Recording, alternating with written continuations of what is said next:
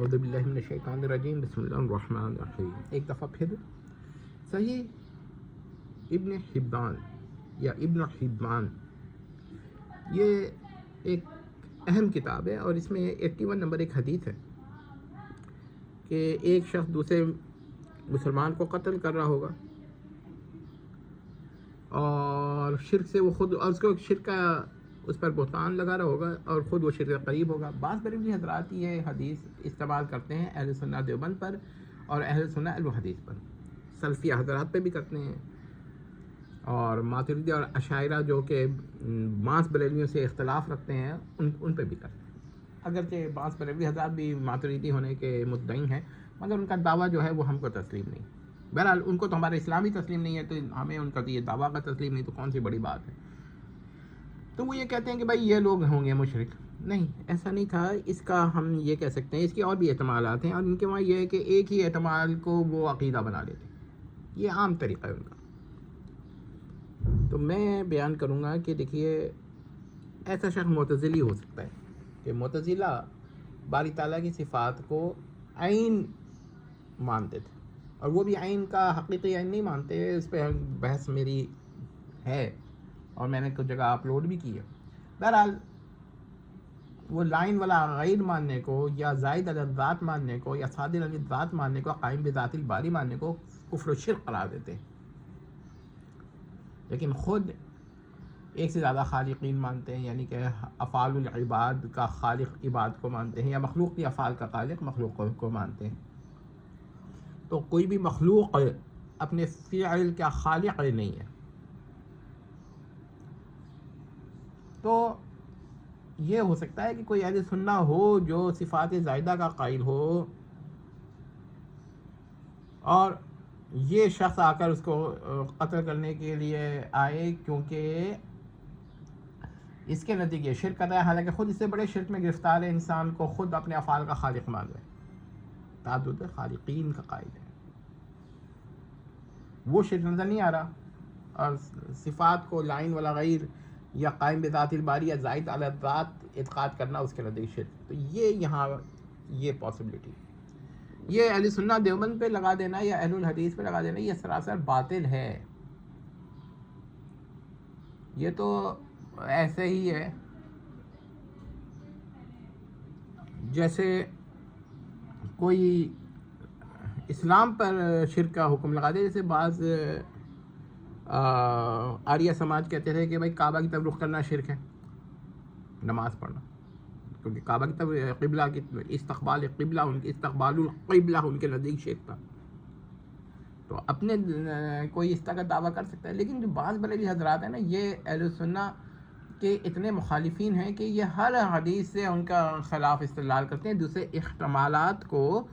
نظر انداز کر دیتے ہیں، کیونکہ ہم نے احتمال پیش کر دیا، اب ان کا استدلال ٹوٹ گیا، کیونکہ قاعدہ یہی ہے کہ اذا جاء الاحتمال بطل الاستدلال، تو اس قاعدے سے ہم نے ایک احتمال پیش کر دیا، تو اب ان کا استدلال ٹوٹ گیا۔ تو یہ جو حضرات بار بار پیش کرتے ہیں نا یہ روایت، یہ سوچیں۔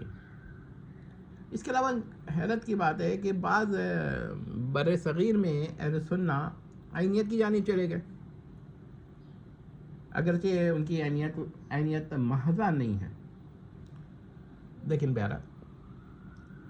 وہ جب اس جانب، لیکن انہوں نے اکابر اہل سنہ کو جو لا عین ولا غیر یا زائد علی الذات کے قائل ہیں صفات ذاتیہ کے لیے، ان کی تکفیر نہیں کی، نہ ان کو شرک قرار دیا۔ لیکن ہو سکتا ہے کوئی اس تک متشدد ہو جائے فاضل بریلوی کے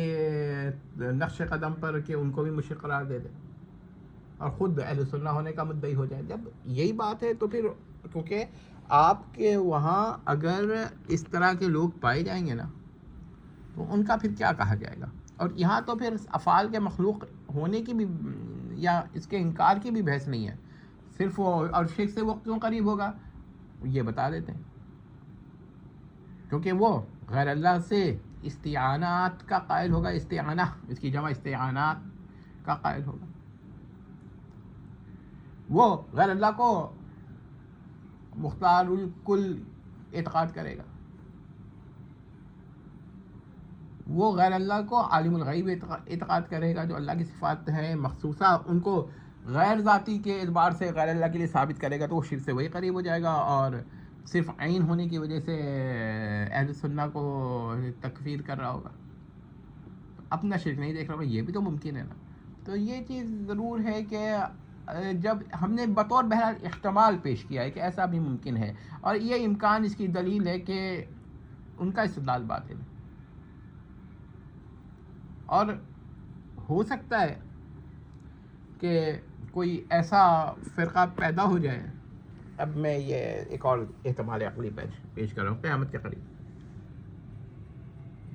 جس کا تصور شرک اور تصور بہت ہی مختلف ہو۔ جیسے کہ ایک صاحب پیدا ہو گئے تھے نا کہ وہ کہتے ہیک ہے جو ایک کو دو جانے کافر تے مشرک، ہیک وحدت کے معنی میں۔ تو ہو سکتا ہے اس طرح کا کوئی شخص ہو جو لوگوں کو شرک کا حکم لگا رہا ہو، لیکن اس سے اہل سنہ کے عقائد کا شرک کیا کہتے ہیں اس کو محسوس ہو رہا ہے شرک، لیکن یہ اہل سنہ سے مراد بعض بریلوی ہرگز مراد نہیں ہے جی، یہ شخص ان میں سے تو ہو سکتا ہے، ہم میں سے نہیں ہوگا۔ یہ بات ہم نے اس لیے بیان کر دی کہ کچھ لوگوں نے اس روایات کو بار بار پیش کیا ہے، پلیز ڈسکرپشن اور ٹرانسکرپشن دونوں دیکھ لیجیے گا، ہو سکتا ہے اس میں کوئی علمی بات اور بھی میں ڈال دوں۔ والسلام تمت۔